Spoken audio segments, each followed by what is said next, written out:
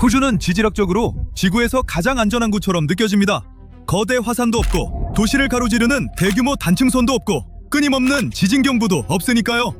단단하고 부서지지 않을 것 같지만 최신 지각응력 세계지도에 따르면 호주는 지구 전체에서 내부 응력이 가장 높은 땅 중 하나입니다. 아직 흔들리거나 갈라지고 있진 않지만 곧 부러질 자처럼 조용히 에너지를 저장하고 있습니다. 이것이 왜 중요한지 이해하려면 지각을 거대한 퍼즐이라고 상상해보세요.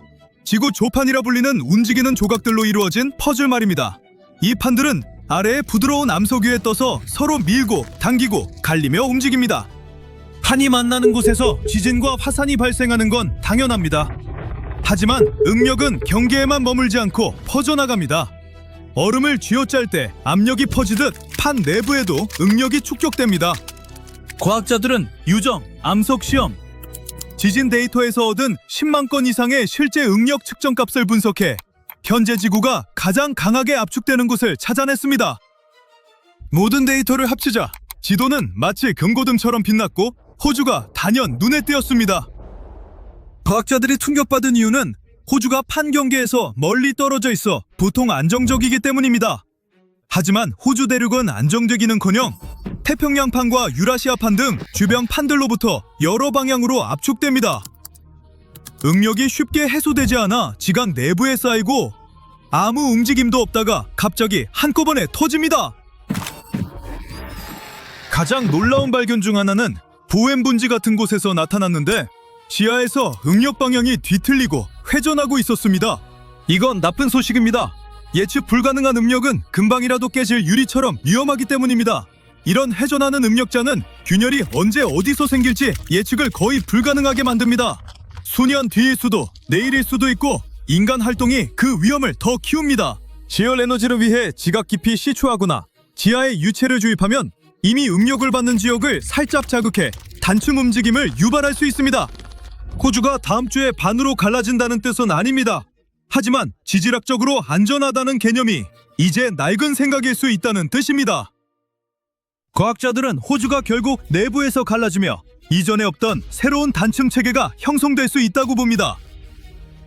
새 응력 기도가 기존 모델과 다른 점은 과거 지진을 설명하는 데 그치지 않고 무언가 터지기 전에 미래 위험 지역을 파악할 수 있다는 것입니다. 각국은 이 데이터로 어디서 시추가 안전한지, 터널을 어디에 뚫지 말아야 하는지, 어떤 기반 시설을 보강해야 하는지 결정할 수 있습니다. 하지만 이 모든 데이터를 갖고도 지구가 정확히 언제 부서질지는 여전히 예측할 수 없습니다. 응력 지도는 장력이 어디에 있는지 알려주지만 언제 한계에 달하는지는 알려주지 않습니다.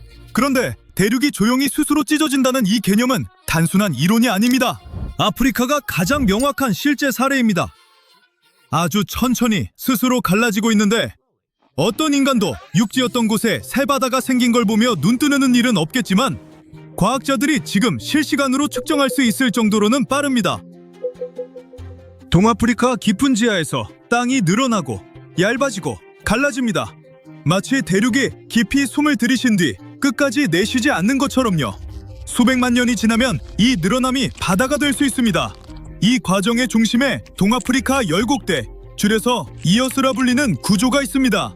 대륙을 관통하는 수천 킬로미터 길이의 거대한 균열이라고 생각하면 됩니다. 에티오피아, 케냐, 탄자니아, 모잠비크 같은 나라들을 가로지르죠.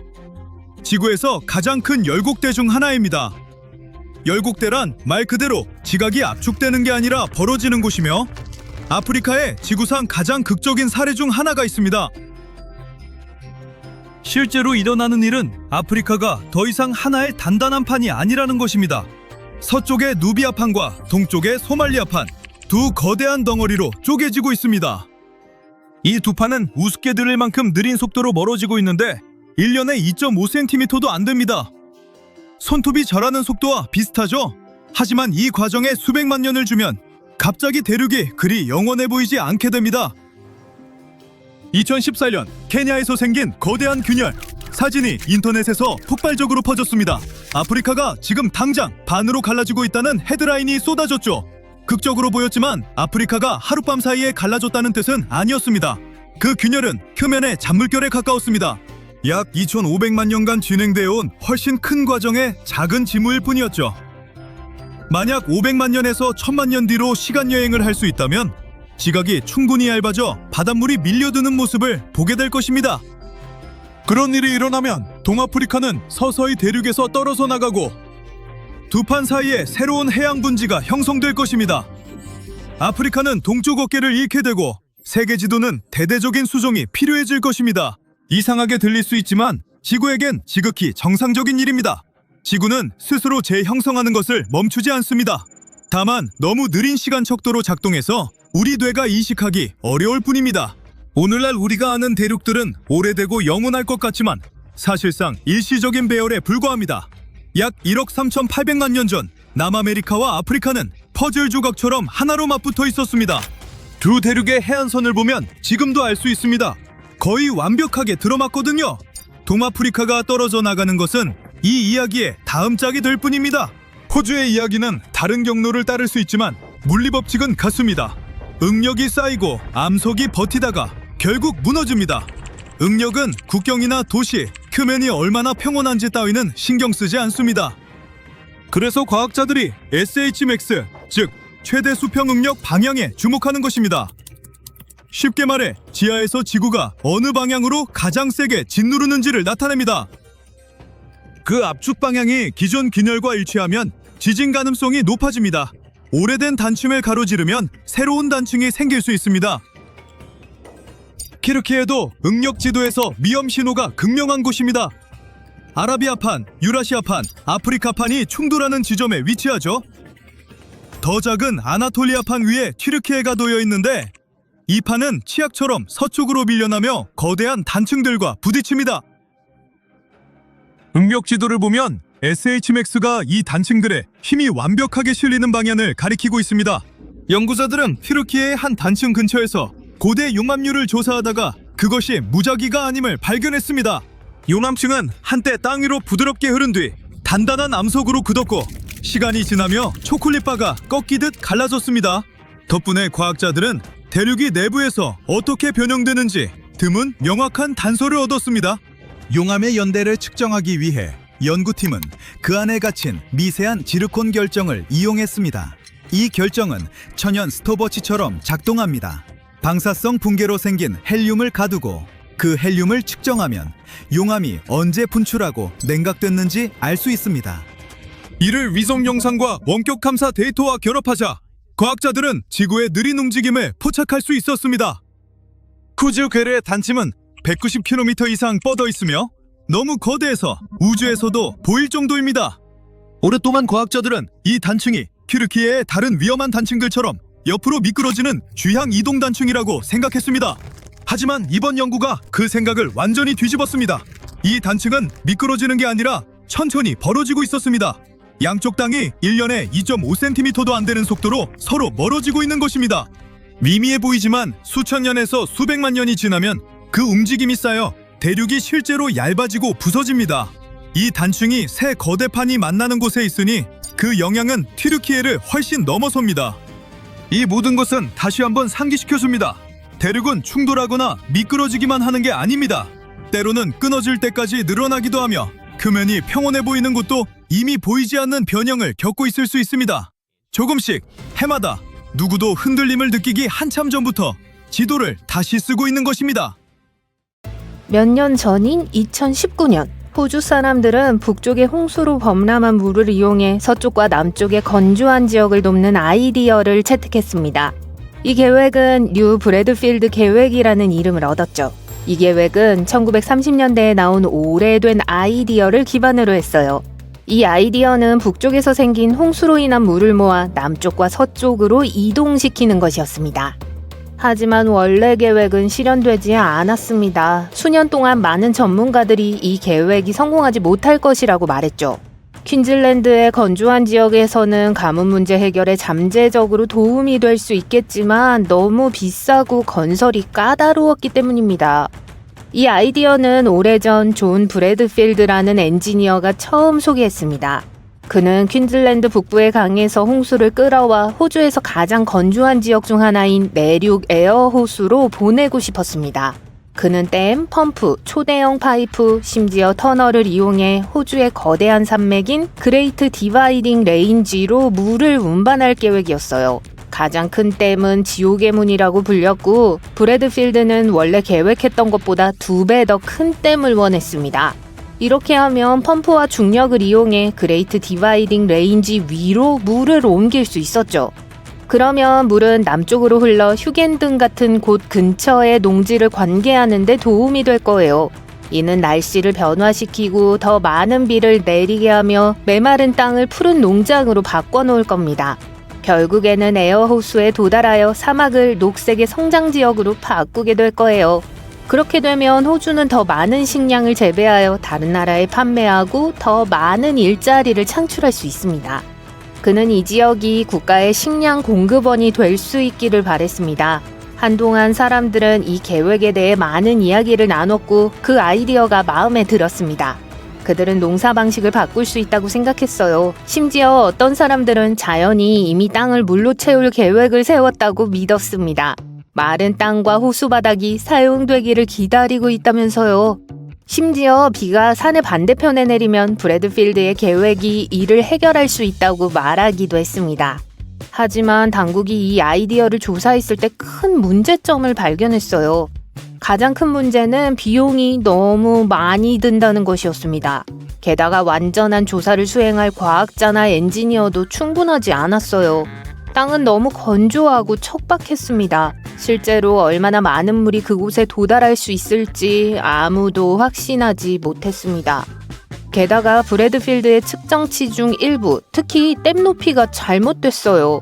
그래서 1947년 댐을 건설하더라도 그만한 가치가 없을 것이라며 공식적으로 프로젝트를 중단했습니다. 결국 칠레의 일부 지역처럼 바다와 인접한 곳도 여전히 메마른 상태를 유지하고 있어요. 큰 호수가 생긴다고 해서 더 많은 비가 내리지 않을 수도 있습니다. 그런데 2019년 한 정당이 이 아이디어를 뉴 브래드필드 계획이라는 업데이트된 버전으로 다시 가져왔습니다. 그들은 이 제도를 다시 시도하고 싶었지만 더 잘 작동하도록 몇 가지를 변경했어요. 계획에는 다음과 같은 단계가 포함되었습니다. 사우스 존스톤, 툴리, 허버트, 버데킹 강에서 물을 취하는 것이었어요. 지옥의 문 댐이라는 큰 댐을 이용해 물을 저장하는데 이번에는 원래 계획보다 댐의 높이를 2배로 높이려고 했어요. 많은 펌프를 사용하는 대신 중력을 이용해 터널을 통해 물을 흐르게 하기로 했죠.